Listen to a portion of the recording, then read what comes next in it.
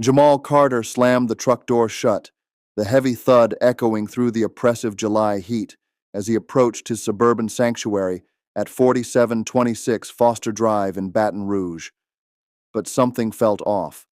The two-story brick house, a symbol of 18 years of hard work and stability, stood unnervingly silent, its shadow casting a strange unease. The neighborhood, once a haven of well-manicured lawns and neighborly calm, had turned into a stage of unease after a string of bold break-ins. Inside, Tasha Carter, his wife of 12 years, greeted him with a fleeting hug, too fleeting. Her usual warmth was replaced by an air of distraction, her transformation from stay-at-home mom to social media beauty mogul now seeming like more than ambition. Their daughter, Sarah, safely tucked away at her grandmother's, had left the house eerily still, amplifying every creak and whisper of change Jamal had been sensing for months.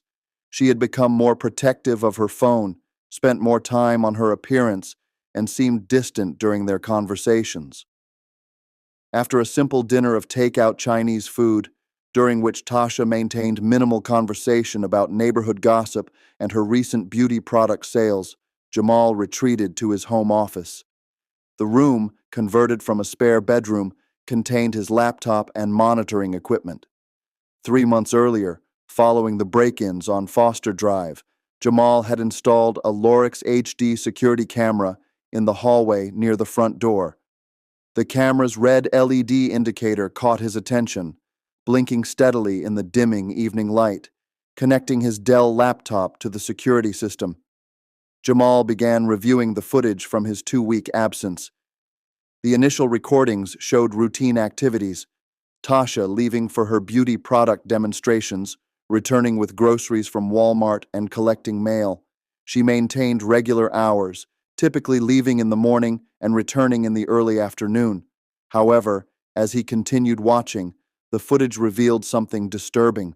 The video showed Tasha opening the front door to a well-dressed man in his late 20s, wearing a navy blue suit and carrying what appeared to be a leather briefcase. They embraced briefly, not a formal greeting, but an intimate gesture between familiar parties. The man's face was partially visible. Devent D. Hines, a local real estate agent whom Jamal recognized from the neighborhood's 4th of July barbecue last year. The camera captured them walking toward the living room, their body language suggesting comfortable familiarity. Devent's hand rested casually on the small of Tasha's back as they moved out of the camera's view. Jamal's hands trembled as he reviewed the footage multiple times. Further review revealed multiple visits during the 2-week period, with Devon staying for several hours each time. The pattern was clear. Visits occurred during weekday afternoons when the neighborhood was quiet and most residents were at work. Each time, Devon arrived in his black BMW 3 Series, parking it discreetly on the street rather than in the driveway.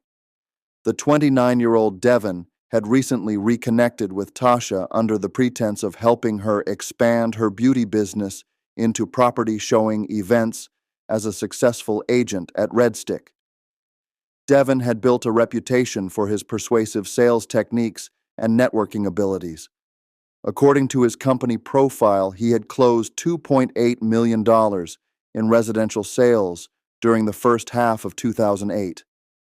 His social media presence portrayed him as a rising star in the Baton Rouge real estate market, often featuring him at high-end property showings and networking events. Jamal saved the video files to an external hard drive, cataloging them methodically. His trucking log showed he had been in Memphis during these visits, delivering agricultural equipment to distribution centers. The realization that his wife had been entertaining another man in their home while he worked 400 miles away sent waves of nausea through his body. The security footage painted a clear picture of betrayal, one that explained the growing emotional distance between him and Tasha over the past months. In the adjacent room, Jamal could hear Tasha over the past months. In the adjacent room, Jamal could hear Tasha on the phone, speaking in hushed tones. The walls of their home, once a symbol of their shared dreams and achievements, now seemed to mock him with their secrets. The sound of her quiet laughter drifted through the walls, a sound that used to bring him joy but now filled him with bitter suspicion. Tasha knocked on the office door, announcing she was going to bed. Jamal acknowledged with a grunt, his eyes fixed on the screen where he continued to analyze the footage frame by frame, looking for additional clues about the extent of his wife's betrayal. The security camera continued its vigilant watch, its red LED blinking steadily in the dark hallway, recording new secrets in the Carter household. Unable to share a bed with Tasha after discovering the security footage, Jamal retreated to his Peterbilt 379 semi-truck parked in the driveway of their Foster Drive home. The familiar cabin, where he had spent countless nights during his long-haul routes, now served as a refuge from his disintegrating marriage.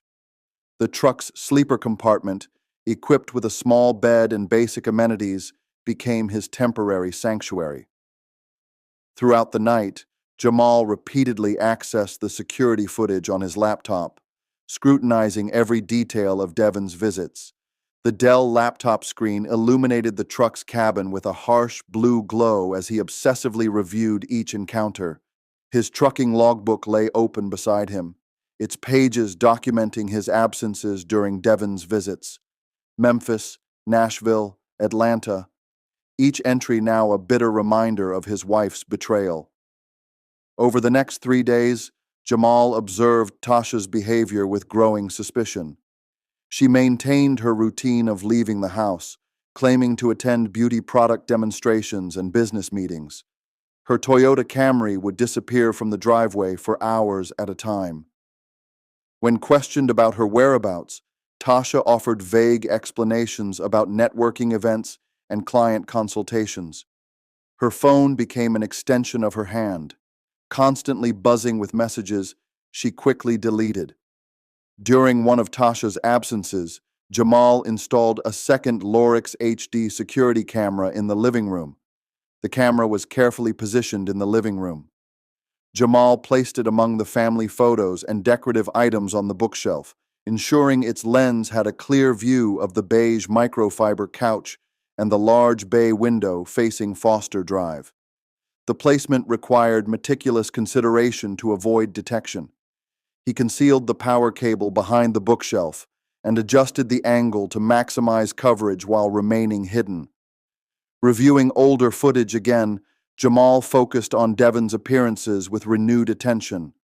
The real estate agent's confident demeanor and expensive clothing, designer suits, Italian leather shoes, and a Rolex watch glimpsed on his wrist spoke of success and ambition. Jamal recalled the neighborhood barbecue where he first noticed Devon's interest in Tasha. At the time, he dismissed the flirtatious behavior as harmless networking. Now those memories took on a darker significance. The couch had been a wedding anniversary gift from Jamal to Tasha 3 years ago. The thought of it being used for their betrayal intensified his anger. His mind replayed scenarios of their intimacy, each imagined detail feeding his growing fury. The sacred space of his home, maintained by his long hours on the road and dedicated work ethic, had been violated. As the storm raged outside, Jamal accessed his trucking company scheduling system on his laptop. His next assigned route would take him to Houston, Texas, a 4-day round trip starting the following afternoon. The familiar numbers and routes on the screen began to blur as a different kind of plan took shape in his mind. His years of experience as a truck driver had taught him about momentum, impact, and the devastating power of a fully loaded semi-truck. On a humid morning in July 2008, Jamal Carter informed his wife that he was departing for a scheduled 4-day haul to Houston. He performed his usual pre-trip routine, checking his Peterbilt 379 systems and loading his supplies. Tasha barely looked up from her phone as he left, offering only a distracted goodbye.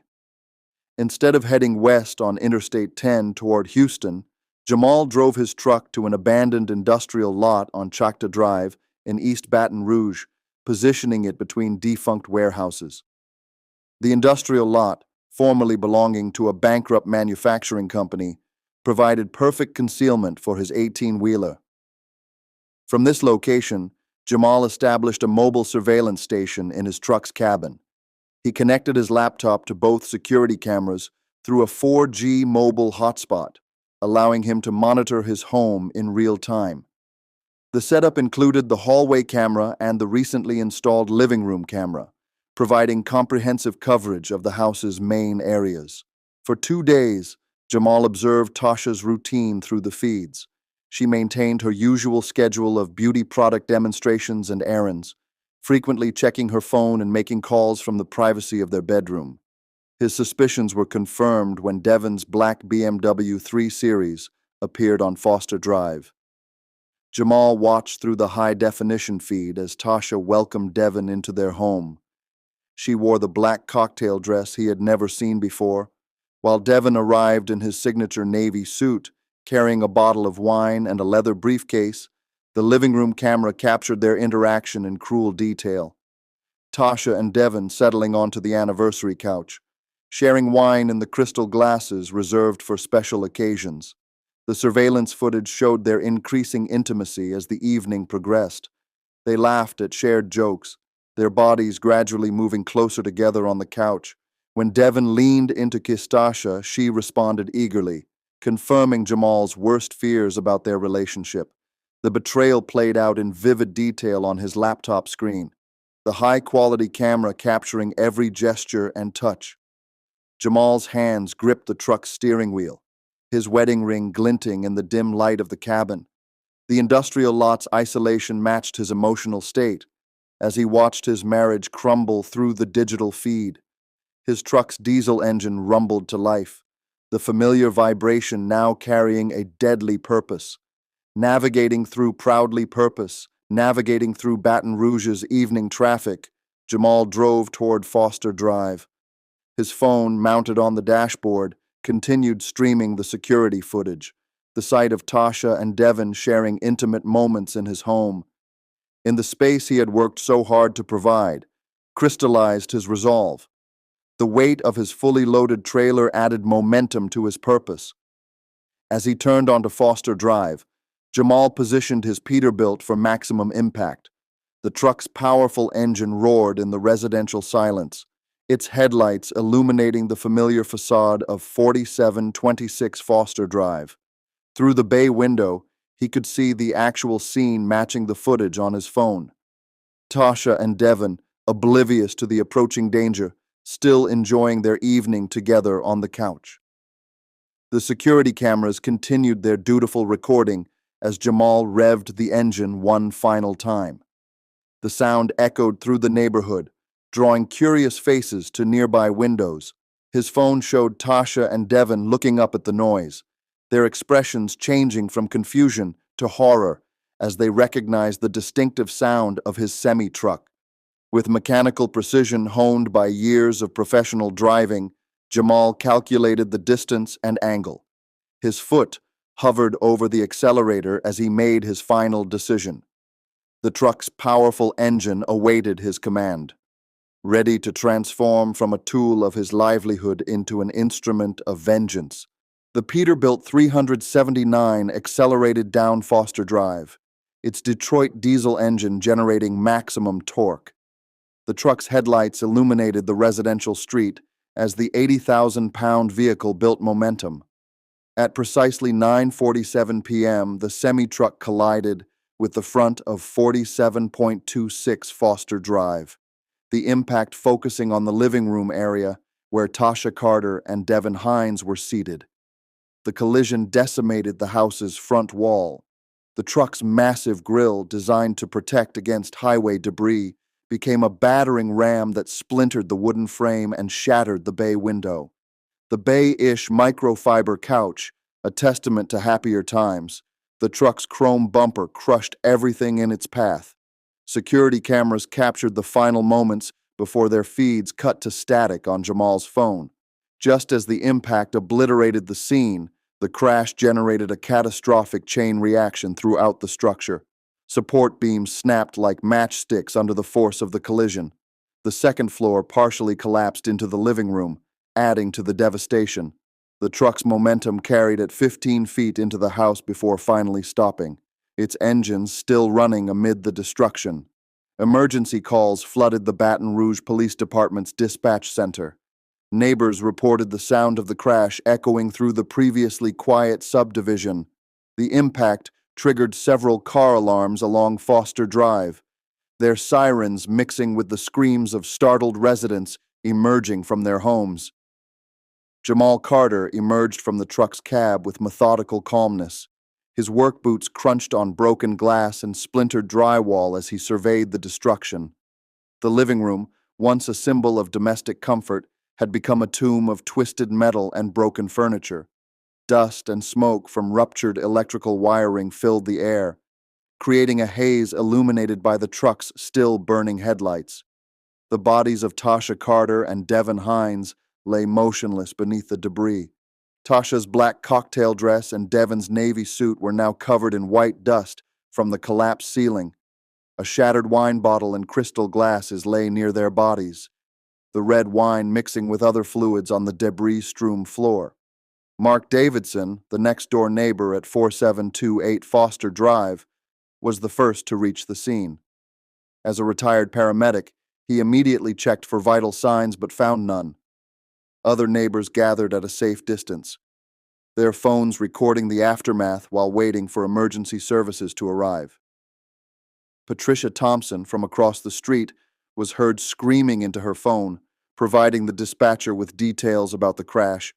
Jamal walked calmly to the curb and sat down, placing his hands on his knees.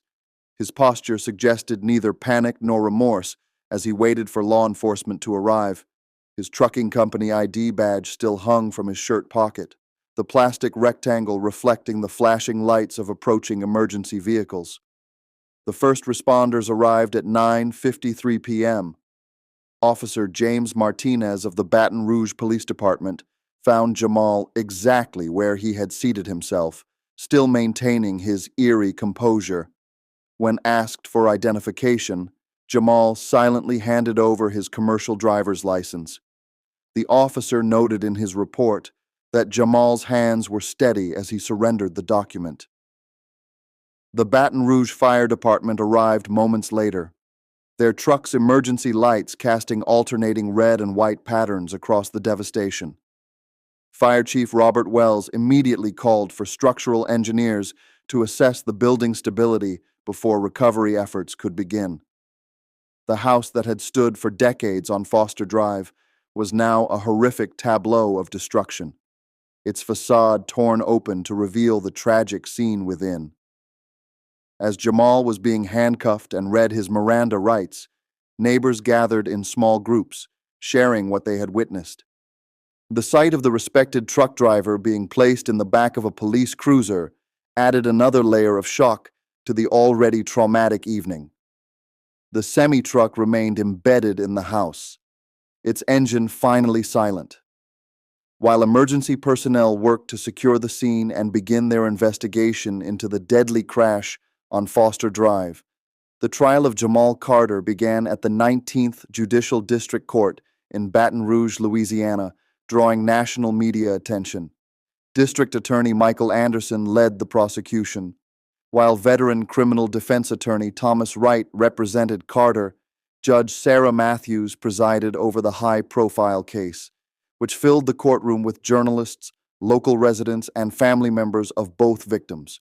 The prosecution's case centered on the security camera footage recovered from the Carter residence. Digital forensics expert Dr. James Morrison testified about the sophisticated surveillance system Jamal had installed, emphasizing the premeditated nature of the crime. The footage clearly showed Jamal monitoring the victims in real time before the attack, with timestamps matching his mobile phone records and the truck's GPS data.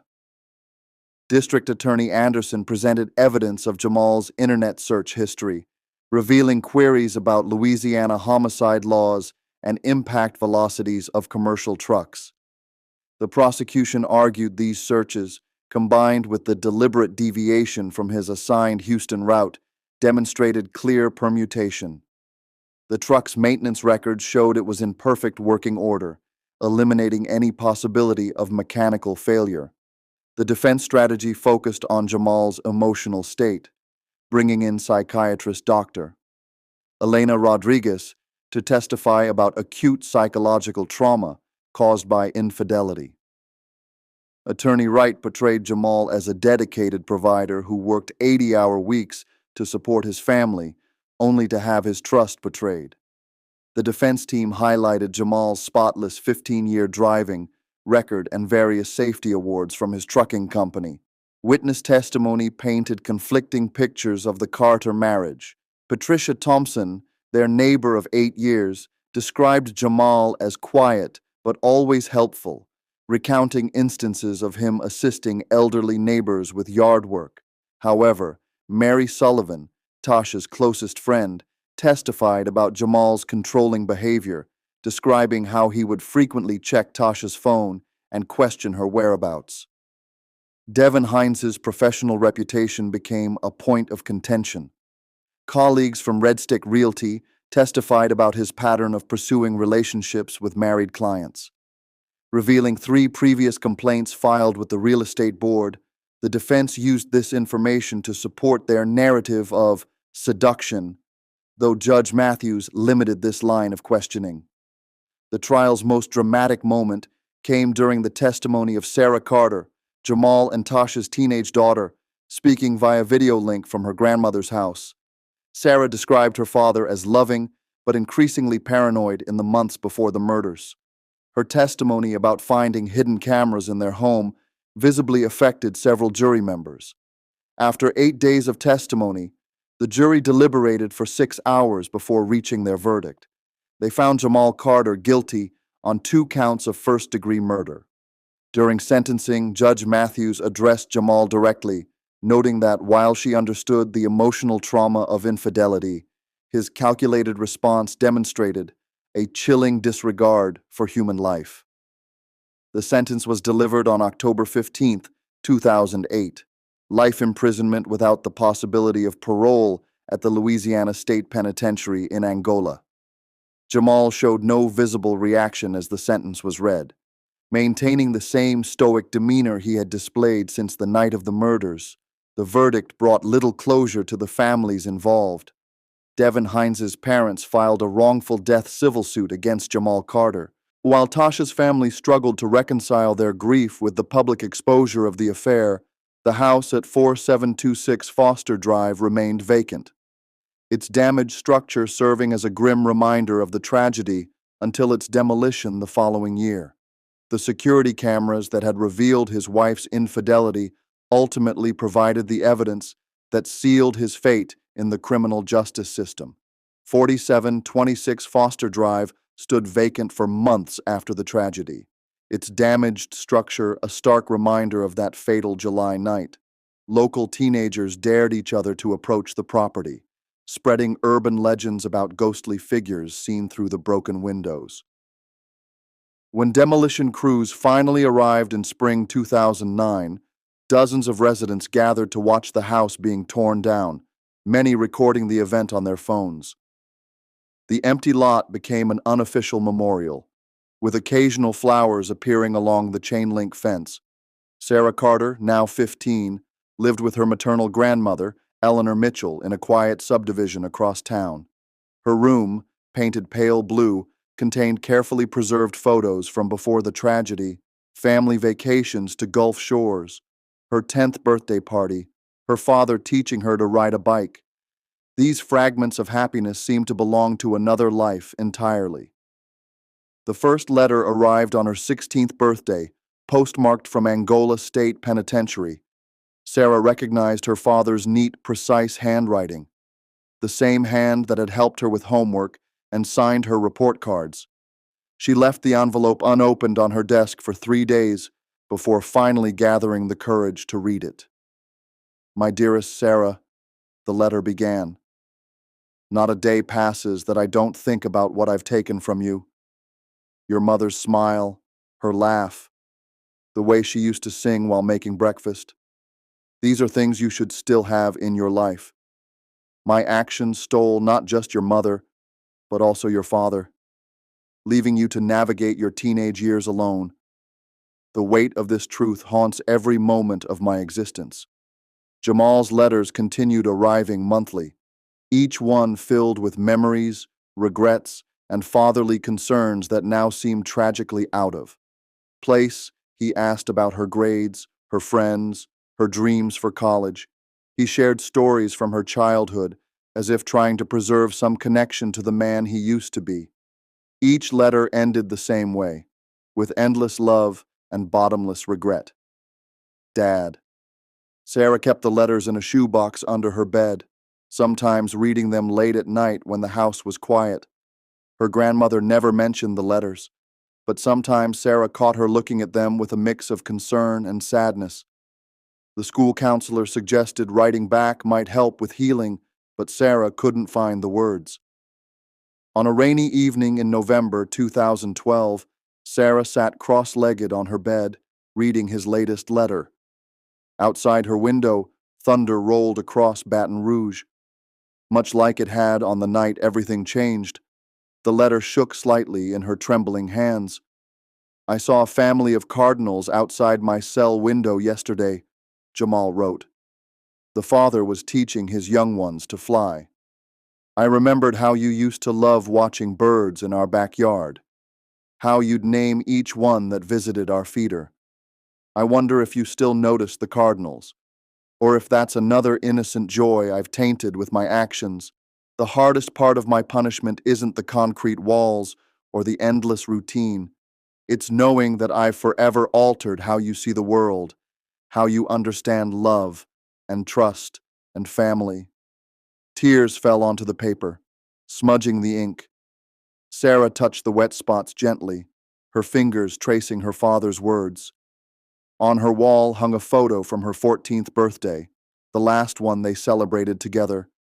In it, Jamal stood proud behind her as she blew out the candles, his hands resting protectively on her shoulders. The father in that photo seemed like a stranger now, yet she could still feel the ghost of his hands on her shoulders, still remember the rumble of his laugh. Her reflection in the bedroom mirror caught her attention. People often told her she had her mother's eyes and her father's smile, a genetic legacy that felt like both a blessing and a curse. She was becoming a young woman in a world where both her parents existed only in memory and prison records, their choices and fates inextricably woven into her own story. The letter ended with a new detail. I've started teaching other inmates to read in the prison library. Sometimes I imagine it's you sitting across from me, like when we used to read together before bedtime. I know I have no right to hope for forgiveness, Sarah, but I hope that somehow, someday you'll find peace with who I was, who I became, and most importantly, who you choose to be despite it all. Thank you for staying with me until the end of the video. Please like the video and subscribe to the channel to support me, and be sure to press the bell so you don't miss the next videos. Thank you.